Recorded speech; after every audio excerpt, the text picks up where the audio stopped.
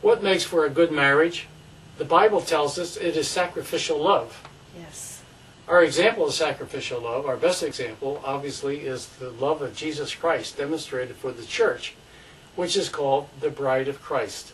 And Christ's challenge now to his bride is found in John 14, verse 15, where he says, "If you love me, you will obey what I command."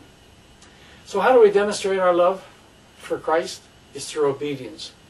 And with this concept of obedience in mind, we took the 10 Commandments that God gave to Moses on Mount Sinai and used it as a model, and we developed for marriage what we call the 10 Commandments of marriage, which we would like to share with you at this time. And what we will be doing is reading these alternately, and we'll give the commandment first, and then we'll tell how they work themselves out in our everyday married lives.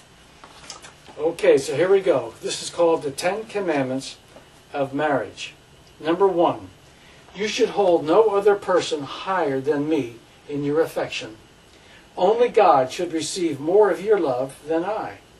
Through the marriage vows, I have become the most important person in your life, above your parents, children, business associates, and friends.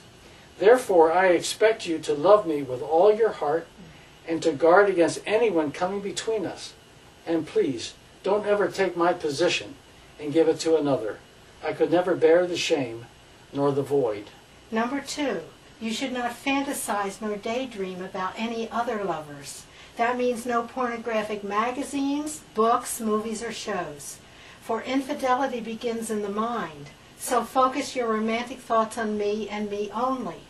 Remember how attracted we were to each other when we first began going together? We can keep that old flame alive by the proper discipline of our minds. So if you think about me and I think about you, our romance will continue to take its God-directed course.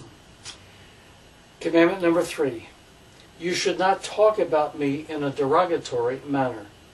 Praise me, compliment me freely, in public as well as in private. Never criticize me or cut me down in front of others. Call me whatever you want to that is loving and kind, but please don't call me names. Number 4, remember our anniversary. I wrote this one. And other special days, and plan for them ahead of time. If you don't know what the other special days are, let me give you a hint. They are Christmas, my birthday, Father's Day, Valentine's Day, and Mother's Day. You can add a few more if you want to. Observing ordinary days in a special way when I'm not expecting it will make me feel appreciated. Send me a card, put a note under my pillow, call me at work, surprise me with flowers, bake my favorite pie, or take me out to dinner. What you do doesn't have to be elaborate. Just let me know that you care. These expressions of love take planning. So mark your calendar now. I don't like having to drop hints as my birthday rolls around. Number 5, honor your father and your mother, but don't let them come between us. We want to respect them, visit them, ask their advice, and include them in our family circle. And if one parent is a widow or widower, we certainly want to do everything we can to help that lonely one feel loved. But let us remind ourselves that when it comes to establishing policies that affect our marriage and our family, the decisions that we face are ours and ours alone to make. Number 6, you should not kill my attempts to express my affection for you. When I reach out to hold you, that's my way of saying I need you, and I desire physical contact with you. So, don't withdraw from me, ignore me, shun me, or say, don't touch me. You can kill my spirit that way and destroy the love that we share. Commandment number 7, you should not commit adultery. In the marriage vows which we exchanged, you pledged yourself to sexual fidelity as long as we both shall live. As far as I know, your pledge was made without reservation. In turn, my trust in you is complete. This sacred bond between us frees me from undue concern whenever we are apart, a blessing for which I am most grateful. I want you to know how much I treasure this trust that we share. and that I'm counting on your continued love and unwavering faithfulness always. Number 8, you should not rob me of the privilege of communing on a deep level with you. Because I love you, I want to share your dreams, your fears, your aspirations, and your questions about life. So don't spend too much time shopping, reading, golfing, or watching television. Set some time apart for talking things over with me. By conversing about important issues now, we will be making a real contribution to the type of relationship we will share in the future. We need to remind ourselves continually that there's much more to marriage than physical togetherness.